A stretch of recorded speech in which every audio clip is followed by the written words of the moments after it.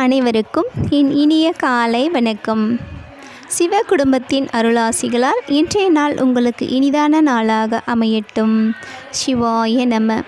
ஈசனுக்கு உகந்த இந்நன்னாளிலே ஐயனது அருளால் அனைத்து நலங்களையும் வளங்களையும் பெற்று இனிதான வாழ்வு பெற எம்பெருமான் அனைவருக்கும் நிறைவாக அருள் புரியட்டும்.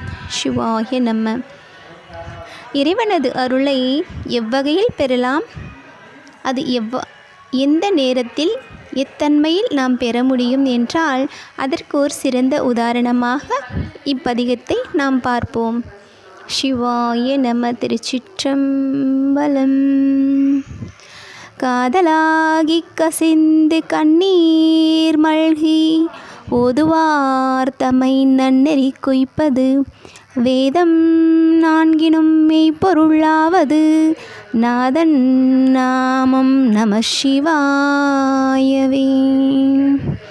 உள்ளார்ந்த அன்போடு கண்ணீர் மல்க அவரது திருவடி பணியும் பொழுது இறைவனது அருளானது அன்பு மழையாக நம் மீது பொழியும் என்பதே இந்த பாடலின் விளக்கமாகும். ஆம், அவர் எதற்கும் மயங்க மாட்டார்.